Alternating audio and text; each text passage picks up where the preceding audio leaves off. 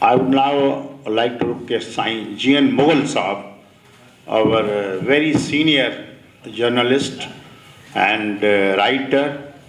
and man of commitment and dedication, to kindly come and speak on the issue.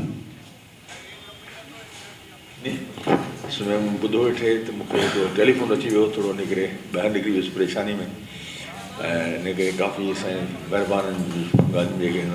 ॿुधी सघियुसि बाक़ी ॿिए साहब ॿुधीसीं तव्हांखां ॿिए दोस्त जी ऐं मुख़्तसर ॿिन्ही या टिनि नुक़्तनि ते पंहिंजा ख़्याल ज़ाहिर करियां थो छो त काफ़ी दोस्त वेठा आहिनि ॻाल्हाईंदा पहिरीं पॉइंट इहा आहे त सम्झां थो जेका ॻाल्हि करियां थो सभिनी खे ख़बर हूंदी त परवेज़ मुशर्रफ जे दौर में कराची बदअमनी केस हो जंहिंखे जी हियरिंग जेका कोर्ट में सुप्रीम कोर्ट जी चीफ जस्टिस कई ऐं पोइ उन ते जजमेंट जारी कई। उन जजमेंट में हुन बाक़ाइदे फिगर ॾिनी आहे त हेतिरा लख इलीगल इमिग्रेंट्स रहनि था कराचीअ में ऐं हुन चयो त जेको मतिलबु बदअमनी जो हिकिड़ो मेन रीज़न जेको आहे उहो आहे ऐं उन में हुन ऑर्डर जारी he issued orders chief justice of Pakistan त जनाब इहे जेके बि इलीगल इमिग्रेशन्स इनखे वापसि कैंप्स में शिफ्ट कयो and after the words they all should be send back to their respective countries. मूंखे ॾाढो अफ़सोस थो थींदो जॾहिं बि आउं ॻाल्हि कंदो आहियां मूं लिखियो आहे हिकु भेरो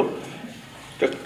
अच्छा हुन में हिननि डायरेक्टर्स इशू कया supreme court not only Sindh government but federal government both न सिंध गवर्नमेंट जो नोटिस वरितो न फेडरल गवर्नमेंट जो नोटिस वरितो कंहिं बि हिन ते अमल दरामद कयो। ॾाढो अफ़सोस थो थिए शर्मनाक ॻाल्हि आहे त आउं सम्झां थो इलीगल इमिग्रेंट्स जेके आहिनि इलीगल इमिग्रेंट्स खे फौरी तौर ते न फ़क़ति कराची में बल्कि सिंध में जेके बि इलीगल इमिग्रेंट्स आहिनि पहिरीं महीननि में उन्हनि खे शिफ्ट कयो पंहिंजे कैंप्स में उन खां पोइ उन्हनि खे पंहिंजे पंहिंजे मुल्कनि में न मोकिलियो। हिकिड़ी पॉइंट मूंखे इहा ॻाल्हि करणी हुई ऐं ॿी इहा आहे त जेका हीअ लैंग्वेजिस जी साईं ॻाल्हि कई आउं उन सां मुतफ़िक़ आहियां बल्कि जेके मीरानी साहिब साईं कया उन सभिनी नुक़्तनि सां मुतफ़िक़ आहियां ऐं इहो हुअणु घुरिजे त पंहिंजो इन सभिनी शयुनि ते सही तरीक़े सां अमल दरामद कयो वञे। टाइम इलाही दोस्त ॻाल्हाईंदा तंहिं करे आउं पाण खे कट शॉट थो करियां सिर्फ़ु मुख़्तसर हिकिड़ी ॿी ॻाल्हि कंदुसि उहा शायदि ख़बर न आहे दोस्त उनखे हिन इशू सां रिलेवेंट सम्झनि या न सम्झनि उहा आहे कॉन्स्टिट्यूशन जी। कॉन्स्टिट्यूशन जेको आहे पहिरीं त हिकिड़े डिघे अरसे ताईं असां वटि कॉन्स्टिट्यूशन हो ई कोन जंहिंखां पोइ जॾहिं आयो त इहो सॼो हिकिड़ो अजीब क़िस्म जो कॉन्स्टिट्यूशन हो जॾहिं हालांकि कायद अज़म जे सरबराही में जेका 40 रेज़ोल्यूशन आयो उन में इहो हो त जेको मुल्क ठहंदो उन में जेके स्टेट्स हूंदियूं उहे नॉट ओनली ऑटोनॉमस पर ख़ुदि मुख़्तियार हूंदियूं। उन ते अवल कॉन्स्टिट्यूशन कोन ठाहियो वियो अमल दरामद कोन थियो। उन खां पोइ 73 कॉन्स्टिट्यूशन पहिरीं भेरो आयो जंहिंमें कंहिं हद ताईं थोरो हुयो पर उन्हनि ते बि अमल दरामद न कयो वियो। मूं उन ते लिखियो आहे त कहिड़ियुनि हिन शिकनि ते 73 कॉन्स्टिट्यूशन जी शिकनि ते बि अमल न कयो वियो। उन खां पोइ 18 आइन तरीम आहे उन ते बि अॼु ॾींहं ताईं केतिरनि शिकनि ते अमल दरामद न कयो आहे। बल्कि आउं इन राय जो आहियां मुंहिंजो हम्बल सजेशन इहा आहे गॾिजी हीअ जेको तव्हां अवल सचमुच मूंखे सलाम थो करे आऊं जेके दोस्तनि हीअ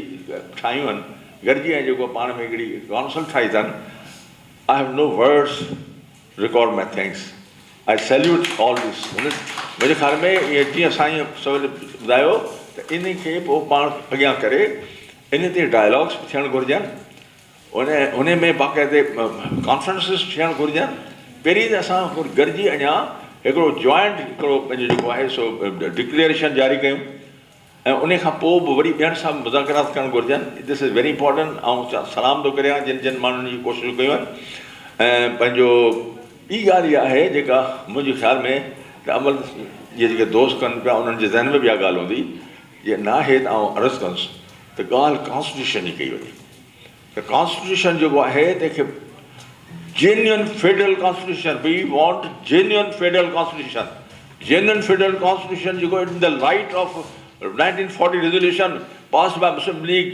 under the presidentship of कायद अज़म मोहम्मद जना कि जनाब ये जेके स्टेट्स हूंदियूं उहे ऑटोनॉमस हूंदियूं ऐं ख़ुदि मुख़्तियार हूंदियूं। आर वी ख़ुदि मुख़्तियार आर वी ऑटोनॉमस ऐं सम्झो दिस इज़ वेरी इम्पोर्टेंट ऐं पर्सनल रिक्वेस्ट कंदुसि इन पॉइंट्स ते थोरो तव्हां सभु दोस्त गौर कयो ऐं वधीक तव्हांजो वक़्तु कोन थो वठां, मुंहिंजी तबियत कुझु ठीकु कान्हे का, महिरबानी। साईं तमामु वॾी महिरबानी, तव्हां जूं तमामु बहितरीनु सलाहूं